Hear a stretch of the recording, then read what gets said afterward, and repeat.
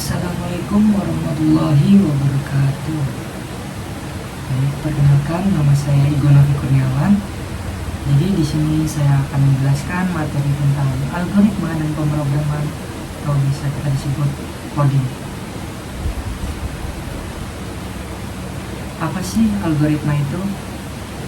Algoritma adalah langkah-langkah yang logis dan sistematis untuk menyelesaikan suatu studi kasus atau masalah. Istilah algoritma dalam elektronika itu algoritma adalah sebagai otak atau pusatnya dalam suatu perangkat. Jadi mahasiswa elektronika harus belajar algoritma karena alat elektronik sekarang bekerja dengan logika langkah-langkah. Bisa kita lihat gambar di bawah ini. Yang pertama, gambar orang mau menghidupkan lampu. Jadi sebelum dia menghidupkan lampu itu pasti ada langkah-langkahnya. Dia berjalan kaki, kemudian menggunakan tambang. Sama halnya seperti kita mau memasak nih. Kita harus menyiapkan alat dan bahannya, menyiapkan bumbu, terus kemudian memasak air panasnya dan sebagainya. Jadi dalam elektronika juga sama. Semua alat elektronika itu pasti ada langkah-langkahnya, entah dalam pembuatannya maupun cara menggunakannya, seperti itu.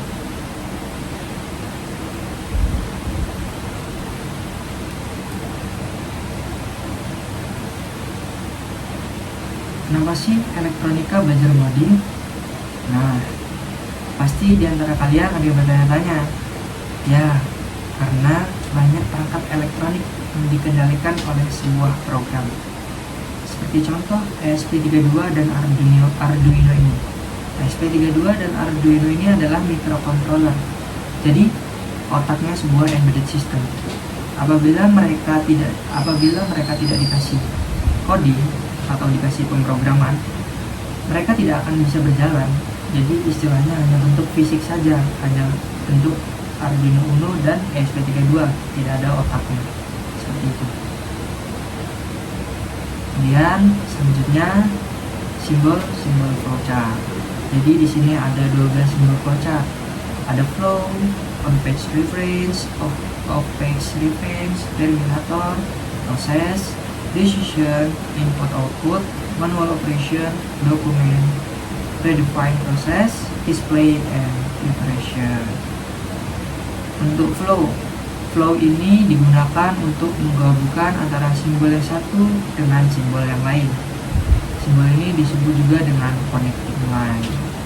Jadi simbol ini itu untuk menarik garis panah yang menghubungkan langkah satu ke langkah berikutnya. Kemudian on page reference. On page reference ini untuk keluar masuk atau penyambungan proses dalam lembar kerja yang sama. Jadi simbol ini dipakai kalau alur proses masih dalam satu lembar, satu halaman yang sama, tapi lompat ke bagian lainnya. Kemudian selanjutnya off page reference. Off page reference ini untuk keluar masuk atau penyambungan proses dalam lembar kerja yang berbeda. Kalau on page dia satu lembar, kalau off page ini beda lembar. Jadi dari halaman 1 ke halaman 2. Kemudian terminator. Terminator ini untuk menyamakan awal atau akhir suatu program. Jadi awal mula suatu program dibuat dan akhir ending program itu dibuat. Kemudian selanjutnya proses.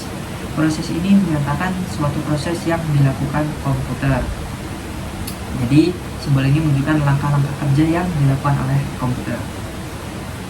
Dan selanjutnya decision. Decision ini menunjukkan kondisi tertentu yang akan menghasilkan dua kemungkinan jawaban, yaitu ya dan tidak. Jadi kalau dalam sebuah pemrograman biasa disebut if. If itu suatu kondisi, dia memiliki dua hasil, yaitu ya dan tidak. Kalau dia benar, dia akan ya. Kalau dia salah, dia akan tidak. Kemudian input output, manual operation, dan lain sebagainya. Lanjut, selanjutnya yakni studi kasus. Jadi di sini ada 3 studi kasus yang akan saya bahas. Yang pertama, studi kasus pertama, sebelum sistem keamanan aktif, microcontroller harus melakukan pengecekan mandiri atau self-test. Jadi studi kasus ini menjelaskan bahwa Sebelum sistem keamanan digunakan, sistem harus mengecek dirinya sendiri dulu untuk memastikan semua komponen bekerja dengan baik. Kemudian, studi kasus yang kedua, yakni sebuah lengan robot di pabrik memilah barang. Jika berat barang lebih dari 500 gram, barang akan masuk ke keranjang A. Jika kurang dari itu, masuk ke keranjang B.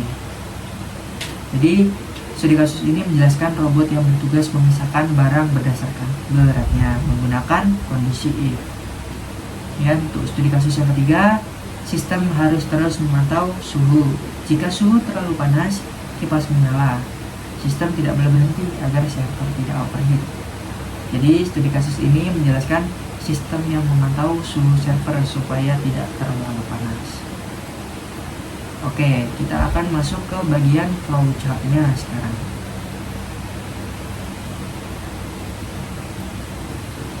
Oke, untuk flowchart studi kasus yang pertama yakni self-test sistem keamanan. Self-test sistem keamanan ini dimulai dari sistem dinyalakan, start atau mulai. Kemudian microcontroller akan menyiapkan semua pin input dan output supaya semua komponen bisa digunakan. Ini pin input output. Setelah semua bisa digunakan, setelah itu lampu LED hijau menyala. Lampu LED hijau menyala sebagai tanda bahwa sistem sudah mendapatkan listrik. Kemudian sistem akan mengecek apakah sensor terhubung dengan baik. Kita cek pinnya. Jika semua sudah baik, maka buzzer akan berbunyi selama setengah detik. Setelah itu, layar LCD akan menampilkan sistem aktif, yang berarti sistem keamanan sudah siap digunakan. Kemudian, untuk studi kasus yang kedua, yakni robot pemilah barang. Robot pemilah barang diawali dengan tombol on, menghidupkan robot. Kemudian, robot akan membaca berat barang menggunakan sensor load cell. Setelah berat diketahui beratnya 500 gram, maka sistem akan membandingkan berat tersebut. Jika berat lebih dari 500 gram, maka servo akan membuka ke kiri dan akan masuk keranjang A. Apabila berat kurang dari 500 gram, maka servo akan membuka ke kanan dan akan masuk ke keranjang B. Setelah itu, barang akan ditampilkan di layar monitor dan selesai. Untuk studi kasus yang terakhir yakni monitoring suhu layar. Studi kasus ini menjelaskan sistem yang memantau suhu server supaya tidak terlalu panas. Langkah pertama yang dilakukan yakni menekan tombol start atau mulai di monitoring suhu. Kemudian sistem akan membaca suhu menggunakan sensor suhu LM35 DHT11. Setelah itu sistem mengecek apakah suhu lebih dari 35 derajat Celcius atau tidak. Jika suhu lebih dari 35 derajat Celcius, maka relay kipas pendingin akan aktif. Jika suhu kurang dari 35 derajat Celcius, maka relay kipas pendingin akan mati. Setelah itu, sistem menunggu sekitar 5 detik, lalu mengecek suhu lagi. Proses ini akan terus berulang supaya server selalu terpantau dan tidak mengalami yang namanya overheat. Oke, itulah tadi penjelasan dari saya. Apabila ada kesalahan dalam suatu penjelasan, saya mohon maaf yang sebesar-besarnya. Saya akhiri. Wassalamualaikum warahmatullahi wabarakatuh.